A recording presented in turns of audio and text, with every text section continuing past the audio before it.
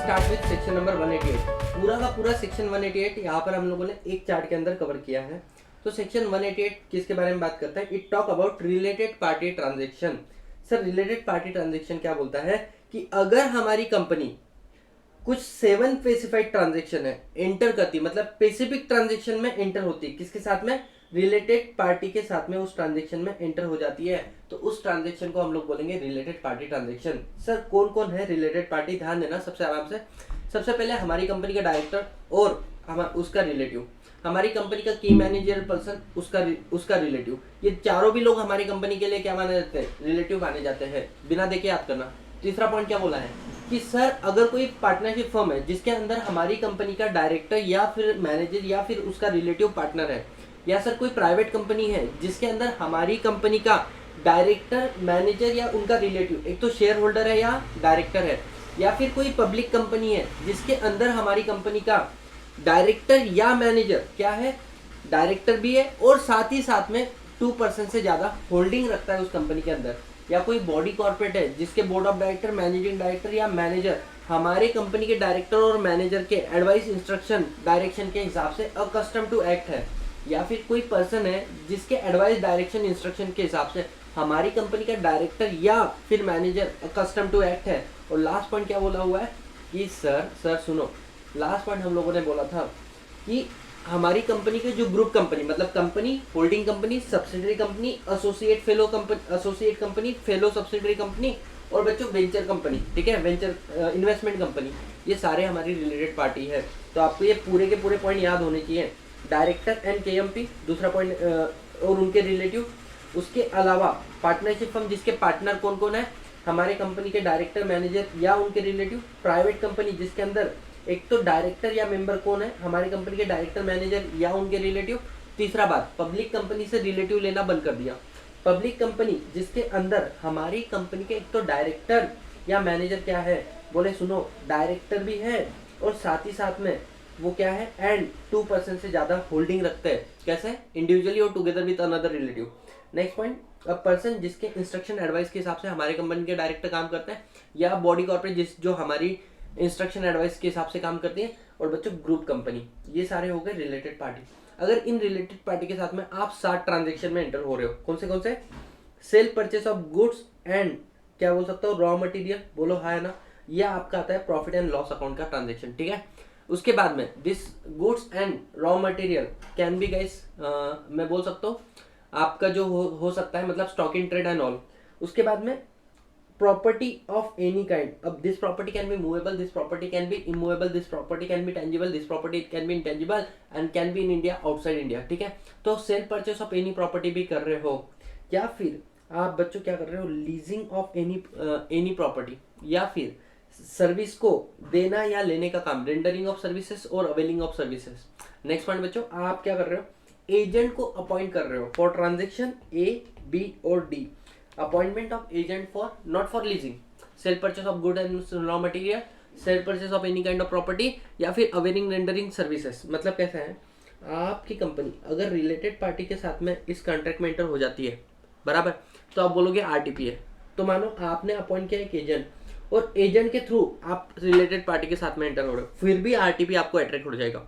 Next point है appointment of profit and place of profit, office and the place of profit. सुनना, appointment of office and place of profit क्या होता है? मानो मैं किसी कंपनी का डायरेक्टर हूं और उस कंपनी के अंदर मैं किसी और पोजीशन के अंदर क्या करता हूं? जॉब कर लेता हूं, जिसके वजह से मुझे एक्स्ट्रा रेम्युनरेशन मिलता है। क्या वो ऑफिस और प्लेस ऑफ प्रॉफिट है? Answer is no. सुनना, क्यों? क्योंकि इसको कनेक्ट करना सेक्शन नंबर 197 सबसेक्शन 4 के साथ में, जहां पर उन्होंने बोला है कि अगर आप किसी और कैपेसिटी में भी काम करते हो और जो पैसा आपको मिलता है वो भी आपका रेम्युनरेशन का ही पार्ट माना जाएगा। तो सर इसका मतलब क्या है? सुनो, अगर आप कहीं पर डायरेक्टर हो और उसी कंपनी के अंदर आप प्रोफेशनल कैपेसिटी में काम करते हो और आप प्रोफेशनल क्वालिफिकेशन होल्ड करते हो, मतलब मानो मैं किसी कंपनी का डायरेक्टर हूँ, सचिव भारती, और साथ ही साथ में उसी कंपनी के लीगल डिपार्टमेंट का मैं हेड बन जाता हूँ। क्यों? Because I am a qualified company secretary, ठीक है। तो मेरा कॉर्पोरेट लॉ का नॉलेज अच्छा है। तो पहली बात तो मैं डायरेक्टर हूँ, मुझे रेम्युनरेशन मिल रहा है, और दूसरी मैं प्रोफेशनल कैपेसिटी में उस कंपनी के अंदर क्या बन चुका हूँ? लीगल हेड बन चुका हूँ। तो ये जो मुझे एक्स्ट्रा पैसा मिल रहा है उस तो इसको बोला जाता है ऑफिस और प्लेस ऑफ प्रॉफिट। या मैं डायरेक्टर हूँ और मैं मेरे रिलेटिव को उस कंपनी के अंदर जॉब दिलवा देता हूँ, मतलब मेरी वाइफ को वगैरह, तो ये भी मेरे लिए ऑफिस और प्लेस ऑफ प्रॉफिट माना जाएगा। Are you understanding? जल्दी बताओ यस और no. Yes sir. Next point आता है तुम्हारा कि सर अगर आप किसी को अंडरराइटिंग कमीशन भी दे रहे हो कंपनी की सिक्योरिटी सेल करने के लिए और वो रिलेटेड पार्टी है, तो ये सारे ट्रांजेक्शन रिलेटेड पार्टी में बिना देखे सारे ट्रांजेक्शन बताओ। सबसे पहले cell purchase of goods and raw material, दूसरा बात आता है cell purchase of any kind of property, तीसरा बात आता है बच्चों क्या लीज कर रहे हो एनी काइंड ऑफ प्रॉपर्टी, चौथा बात आता है कि आप क्या कर रहे हो अवेल कर रहे हो, रेंडर करते हो एनी सर्विसेज। नेक्स्ट आता है आप एजेंट को अपॉइंट कर रहे हो फॉर वन ए बी और डी के लिए, लीजिंग के लिए नहीं। तीसरा आता है कि अगर आपने ऑफिस और प्लेस ऑफ प्रॉफिट क्रिएट किया हुआ है या फिर अंडरराइटिंग कमीशन दे रहे हो किसी को रिलेटेड पार्टी को, तो आप फंस जाते हो रिलेटेड पार्टी ट्रांजेक्शन में। अब नेक्स्ट पॉइंट क्या बोला है कि जब भी रिलेटेड पार्टी ट्रांजेक्शन होता है you need a board resolution at a board meeting. तो बोर्ड रिजोल्यूशन बोर्ड मीटिंग में आपको चाहिए होता है, लेकिन जो डायरेक्टर इंटरेस्टेड है, ठीक है, डायरेक्टर तूने नहीं बैठना चाहिए उस बोर्ड मीटिंग के अंदर, ना ही तूने वोट करना चाहिए, ना ही तू उस पर्टिकुलर रिजोल्यूशन के लिए कोरम में काउंट होगा। नेक्स्ट पॉइंट क्या बोला है कि आप डायरेक्टर नोटिस देते हो ना बोर्ड मीटिंग की, बोले हाँ, तो उसके अंदर आप कुछ रिलीवेंट इन्फॉर्मेशन दे दो। सर क्या क्या इन्फॉर्मेशन हमें देनी है? सबसे पहले तो आपको बताना है the name of related party, उसके बाद में नेचर ऑफ ट्रांजेक्शन, सेल पर ABCD कौन से ट्रांजेक्शन में एंटर हो रहे हो, क्या प्राइस है, क्या टर्म्स एंड कंडीशन है तुम्हारे कॉन्ट्रैक्ट की, और प्रॉपर जस्टिफिकेशन आपको सब कुछ देना पड़ेगा, ठीक है। नेक्स्ट पॉइंट आता है अगर आपका ट्रांजेक्शन एक लिमिट के ऊपर चल जाता है, मतलब जैसे प्रॉफिट एंड लॉस है, cell purchase of goods and raw material, वो 10% एंड मोर ऑफ टर्नओवर हो जाता है, तो you need to pass ordinary resolution. 10% of net worth किसके केस में? सेल ऑफ एनी काइंड, क्योंकि बैलेंस शीट में आता है ना। सो 10% ऑफ नेटवर्थ से मतलब 10% और मोर इक्वल, तो you need to pass ordinary resolution. अगर आप क्या कर रहे हो, लीजिंग कर रहे हो प्रॉपर्टी, और जो ट्रांजेक्शन वैल्यू है 10% और more of the annual turnover of the company, या फिर अगर आप बच्चों सर्विस ले रहे हो 10% and more of annual turnover. अब यहाँ पर चारों बातों में क्या लिखा हुआ है? Equal to and more than, ठीक है। नेक्स्ट पॉइंट क्या बोला है कि अगर आप किसी को ऑफिस और प्लेस ऑफ प्रॉफिट में अपॉइंट कर रहे हो और उसका monthly remuneration more than 2.5 lakh है, मोर देन 2.5 लाख, यहाँ पर बच्चों एक्सीडिंग बात किया है, यहाँ पर इक्वल टू का बात नहीं किया। या फिर आप किसी को अंडरराइटर बना रहे हो जिसको कमीशन आप मोर देन 1% ऑफ नेटवर्थ दे रहे हो, तो ऐसे वाले केसेस के अंदर मैं आपको बोलूंगा कि you need ordinary resolution, you need to pass ordinary resolution at general meeting. यहाँ पर भी बोला है कि जो मेंबर रिलेटेड पार्टी है और उस कॉन्ट्रैक्ट और अरेंजमेंट के अंदर इंटरेस्टेड है, आपने भी उस मीटिंग के अंदर वोट नहीं करना चाहिए, ठीक है।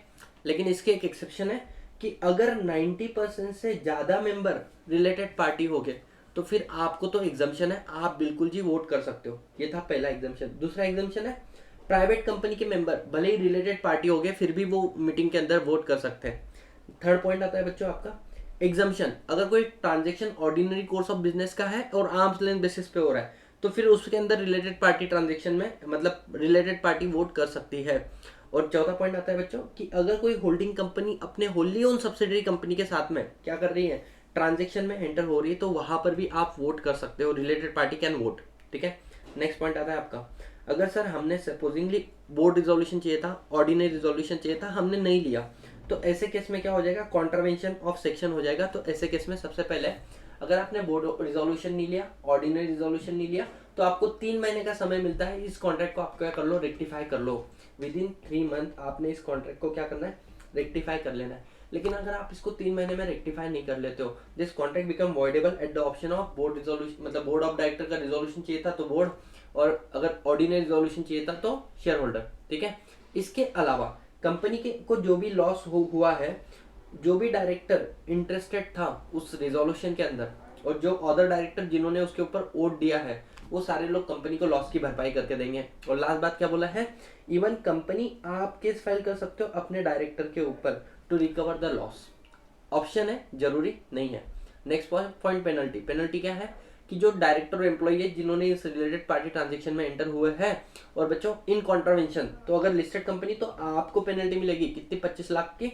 अनलिस्टेड कंपनी आपको पेनल्टी मिलेगी कितनी, 5 लाख की। ये तो हो गया सेक्शन 188 का पूरा ओवरव्यू। अगर हम लोग इसको सेक्शन वाइज देखें तो क्या बोलता है सेक्शन 188 सब सेक्शन 1, कोई भी कंपनी रिलेटेड पार्टी ट्रांजेक्शन में तब तक एंटर नहीं हो सकती जब तक वो बोर्ड मीटिंग में बोर्ड रिजोल्यूशन पास नहीं करती और अदर फॉर्मेलिटी को पूरा नहीं करती है।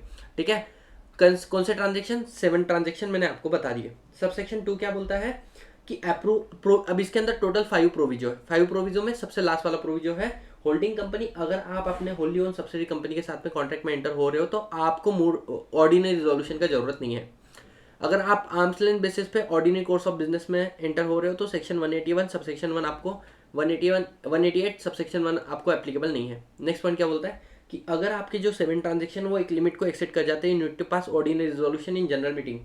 नेक्स्ट पॉइंट क्या बोलता है? मेंबर जो इंटरेस्टेड पार्टी है, मतलब member who is a related party plus interested shall not vote. लेकिन इसके एग्जाम्पशन है 3 चीजें।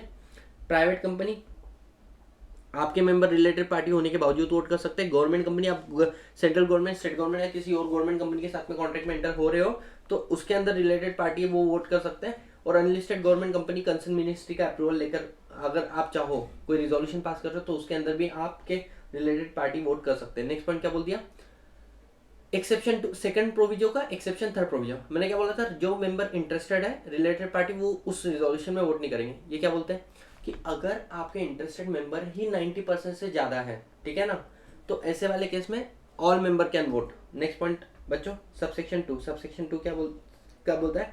आपको बोर्ड रिपोर्ट के अंदर जस्टिफिकेशन देना पड़ेगा रिलेटेड पार्टी ट्रांजेक्शन का। There is a form called format होता है उसका AOC2। मैंने काफी सारे भरे हुए हैं ये, ठीक है। नेक्स्ट सबसेक्शन 3, 4, 5 ये कॉन्ट्रावेंशन की बात करते हैं। सबसेक्शन, आपने board resolution approval ordinary resolution नहीं दिया, contract is voidable, plus board of director जो इंटरेस्टेड डायरेक्टर और अदर डायरेक्टर आप कंपनी को लॉस को इंडेमनीफाई करके दोगे। Subsection 4, company you can file a suit against the director and the employ and recover your the loss. And last point बच्चों, subsection 5, listed company के director employ को 25 लाख तक का पेनल्टी मिलेगा, अदर वाले डायरेक्टर को 5 लाख तक का पेनल्टी मिलेगा।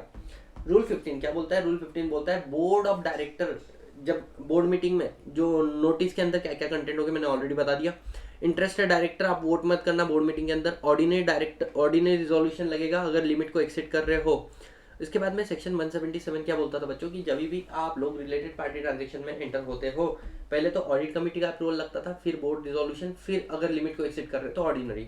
अब ऑडिट कमेटी का आप बार बार अप्रूवल लगो तो इसके लिए एक ऑप्शन आ चुका है ओमनीबस अप्रूवल, मतलब ब्लैंकेट अप्रूवल।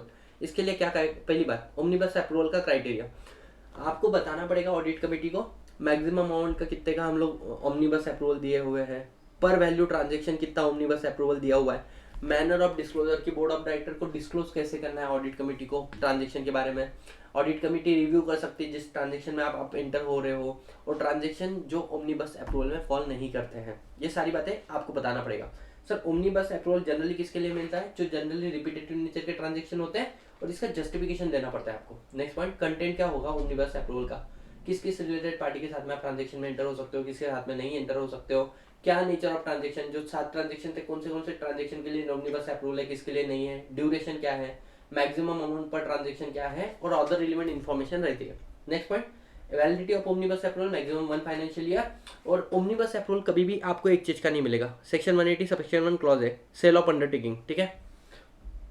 अगर मानो आपके पास कोई जस्टिफिकेशन नहीं है, कोई रिपीटेटिव नेचर का ट्रांजेक्शन नहीं है बराबर, तो भी ओमनीबस अप्रूवल आपको ब्लैंकेट अप्रूवल मिल सकता है कि मैक्सिमम 1 करोड़ पर ट्रांजेक्शन आप किसी ट्रांजेक्शन में एंटर हो सकते हो, भले ही उसकी डिटेल्स आपके पास नहीं होगी तो भी, ठीक है। ऐसा ऑडिट कमेटी आपको अधिकार दे सकती है। And with this we are done with section number 188।